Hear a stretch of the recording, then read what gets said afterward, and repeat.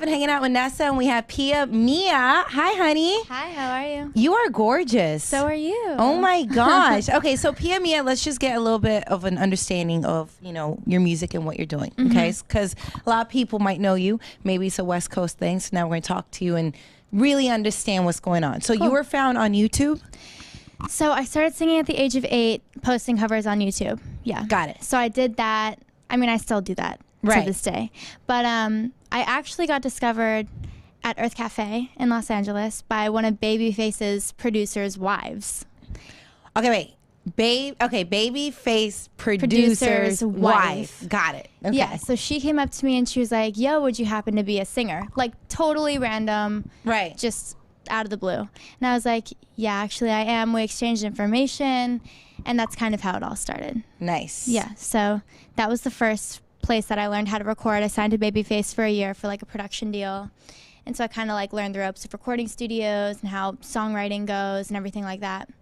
And then, from there I just kept working on my voice, trying to get out to perform wherever I could, and I don't know, it just kind of went. And then it just took off from that point. Yeah.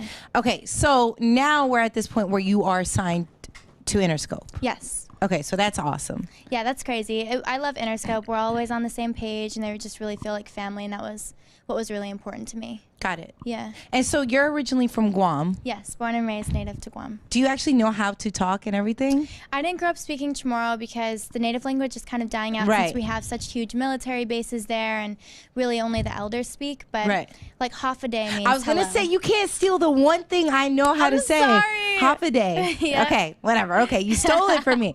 Okay, so now you have a song. Yes. And it's called Do It Again. All right, now how did this come about? So Do It Again's my first official single ever, so it's so insane to me. The record came about, so growing up on Guam, there's not a lot of people that come to perform on the island. Right. So J-Boog was like the first concert I ever saw. I was 16. He came to Guam to perform. Went to his concert. He has a song called Let's Do It Again. Yeah. So when I heard his song, I was like, this is insane. I love this. I need to do something to tribute to him. Like, that's so cute. I love him so much. So I thought maybe I could like help make it a bigger song. I know Let's Do It Again was already huge. Right. But I just thought maybe I could spin it more pop, help make it bigger. Yeah. Something. Got it. So did my own spin on it, which is cool because it's my first single. Like being able to have such a huge influence on my first single is insane to me. But anyway, so we did the record about 2 years ago, had it done. And then I was in a session with Nick, Nat, Chris, and Tyga. Yeah. I knew the 3 guys, went to go say what's up to them, and Do It Again got played. And Chris and Tyga were like, yo, this is insane. Can we get on it? Which what is are crazy. the chances of that happening? Which is crazy. This is crazy. And so they got on it, and we dropped the record. It's doing really well. We're finishing up the music video, going to put that out soon. Chris and Tyga are both in it, so it's going to be How were you great. able to do that? Their schedules. Honestly, truthfully, I think it's fate. Like, I don't know how all of this came together. I don't know how I'm here right now. I just think it was meant to be. This is crazy right now. Yeah. It's like, I don't even believe that it's real, kind of. Like, everyone in Guam has to be tripping out right now. Oh, everyone on the island has been so supportive. Like, yeah, of course. my dad and my siblings are still back there. My whole family's still back on Guam. So they come back and forth, and it's so funny because they'll be like, oh, are you Pia Mia's dad? Or are you Pia Mia's siblings? And it's funny because it's like, I don't know, just so weird to me that anyone would even know that, you know? This is crazy. I'm excited for you. Okay, so the name Pia Mia. Yeah. Interesting, right? Yeah, it is. So Pia, is that actually your name, or is that? Yeah, Pia Mia is my real first name. Got it. I'm named after my Auntie Mia.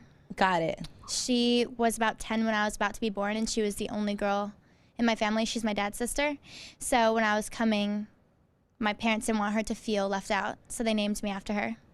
And we're Peas because my dad's name is Peter, so all of us are Peas. Nice. So that's how Pia Mia came to be. Wow. Okay, so now, are you and Kylie actually really good friends? Yeah. Kylie Jenner? Okay, Yeah. because I was reading up on the internet. Okay. Yeah, it's like coming out to LA. I used to like sing around my friends and stuff. But you know, in LA, everyone's trying to be a singer, everyone's trying to do music, and I would actually have friends be like, all right, can you shut up? Like, stop. Right. So I stopped. I wouldn't sing in front of anyone. Like, Right. I would sing when I'm by myself or if I was on stage. And then when I met Kylie, it became like a thing of ours. We would do little skits where I would like sing and she would like mouth it. And like one of our first sleepovers, she was like, will you sing me to sleep? So it's nice to have a friend who like supports you. And Kylie's really like a sister to me. Like, Yeah. she has my back. We always, are there for each other. Are you encouraging her to sing, or is it? I honestly love her voice. I think if Can't she sing? I think if she wanted to, she could. Like get lessons and just actually take control of it. I love her tone. Yeah. And like she jokes around all the time singing, and I'm like, I don't know why you're laughing. Like it sounds good. Hey man, might as well make money off of it. But yeah, it's just she's so nice. Her and her whole family has been really supportive, and it's just cool to be around genuine, nice people. And and that's just when you hear that, considering the fact that you're from Guam and you didn't think all this would actually happen for you. Yeah. Like you wouldn't think of Kylie as being your friend. You know what I mean? Because there's this stigma that, it's the Kardashians, they're more in the Hollywood scene. But to hear that they are genuine, that they treat you nice, you know, is nice. Yeah, I feel like when you're in the music industry, all that like goes away. Like that doesn't even exist. Like to me, like fame and like this Hollywood lifestyle that everyone thinks is so glamorous, like it's not what anyone thinks it is, Yeah. Like at all. And I think it's important to hear that from you, because young girls look up to you, Yeah. and they see one thing, but really it's not all that it's cracked up to be. Yeah. And I also think that like a lot of people think, like I just came from Guam and like I just come from a really rich family, and like that's not the case at all. Like I go through the same problems that everyone goes through. We all go through the same problems. Like I worked really hard for what I have. Like when I came out to LA, I had like a $10 a day budget. Like I lived in a 600 square foot apartment with my mom for like 4 years. I just moved into my dream building. It's like a lot of work, and there's still a lot of work to be done, and it's like a never ending process, Why do you think people question you so much? They just wonder like, Pia Mia, she's just a pretty girl. I just think like being able to have access to people over social media just makes people curious. I don't know. I think honestly, I don't really know. I think people maybe are just interested because I sing on my stuff, and they kind of want to know more about me, maybe. Or is it because people don't think you actually know how to sing, or like what is it that you feel that people continuously like? Is it because you're pretty? And I know it sounds weird, but sometimes really pretty girls kind of have to prove themselves more. You know what I mean? I see that. I think it's just a combination of things. I think it's a combination of people being bored. Yeah. People, internet trolls, of course. Yeah. Just like trying to fill their time, like entertain. Like I don't know, maybe they're doing it for entertainment or something. I don't know, but what I found is like when I see negative people on my page, if I like write them something positive back, they'll start being so nice.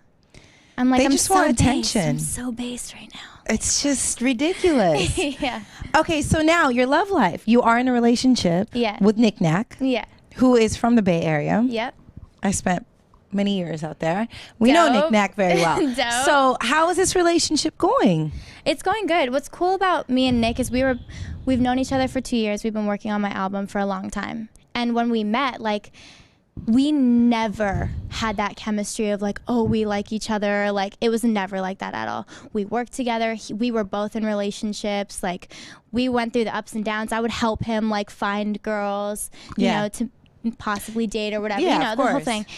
And so I turned 18, and then he kind of like started showing me that he liked me. We were actually at a G-Eazy concert, and he like held my hand, which so he lives with 6 guys. I'm sure you know Nick, right? Yeah. So they were all like my big brothers. Right. So I'm always like, they all carry me. Like it's just very like brother sister type thing.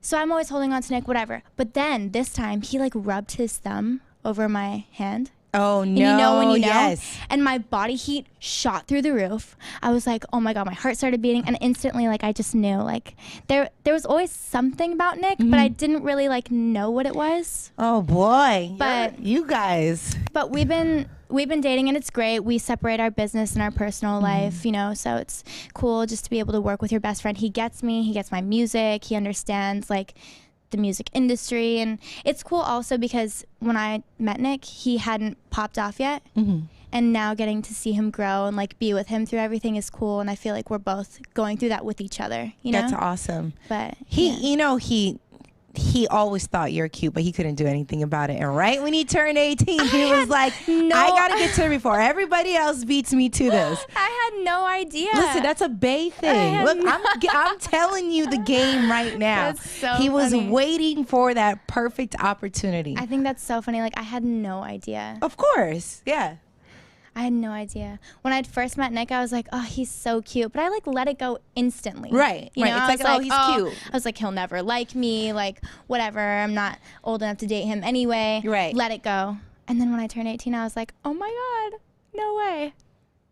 And so is it hard for you to be working with him at times and then being in a relationship? Do you guys get on each other's nerves? Well, you would think that. Yeah. But I think we don't, because we know each other so well, and because I've seen him in relationships, he's seen me in relationships. We both know how we work. Right. And like what bothers us and, you know, everything. We just know each other like the back of our hand. So we're pretty cool about it, actually. We have a great relationship. We don't really fight ever. I just know him so well. I'm just like, what could I be upset about? Like, I get you. I know how you work, you know? Wow. Listen, Lucked career's out. going well. Lucked You're out. beautiful. You can actually sing. You have a Thank you. boyfriend. Thank you. I'm curious to see what's going to happen with everything. You know what I mean? I hope it goes well. Working hard. So what's the name of the album?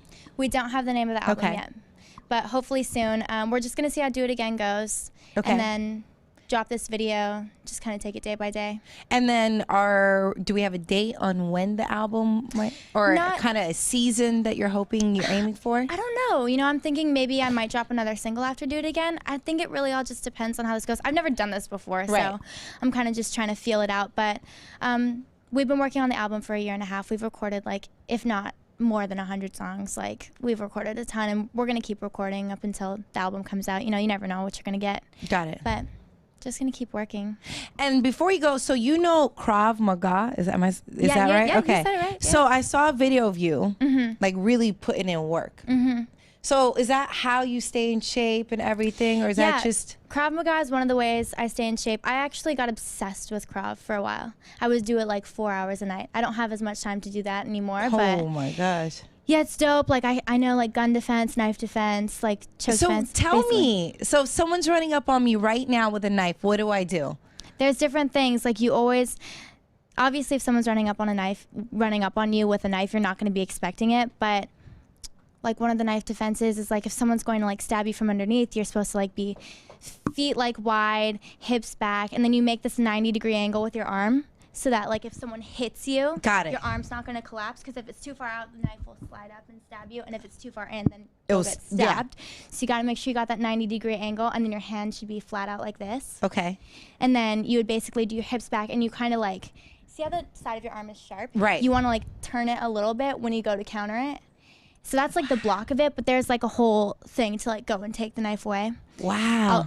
I could explain it to you after Yes, this is so cool to me. I'm so into it. Like I was so into it, the instructors invited me to be an instructor. Like I went through a 56-hour, week-long period of training and like started assisting, and yeah. Oh, I think this is so awesome that girls know this, because I think protection is just crucial. Yeah, and I do too. To see that you actually take pride in it and you actually care about it is so dope. Definitely. I think it's great. Anyone can do Krav. Yeah. It works for anyone, and you can obviously use it anytime. You don't need any special gear or whatever, and I just think it's good to know. I mean, like walking on the street alone, like, you know. Has anyone ever attacked you ever? No. Not like, no one's ever came up to me and been like, I'm coming to stab you. But I mean, I've had some encounters with people, Right. ex-boyfriends and their families like following me around and like cornering me and stuff. But And then you're like, don't do it. I'm going to set an example out of you. That's really why I got serious about it. I was doing it for exercising because I was interested in it. But I started getting really serious about it because this like crazy family. Okay, so it stems from actually wanting to protect yourself. Yeah, it started nothing from wrong just with like wanting to that, exercise. I've always been into fighting. Like I love action films, so I thought it was cool to just know. But then I got so super into it because of that whole situation, which is cool now. Which is in the past. In the past, whatever. Now we're moving on. But I think it's great for anyone to know. Yeah. You never know when you're gonna need it. You never know, man. You never know.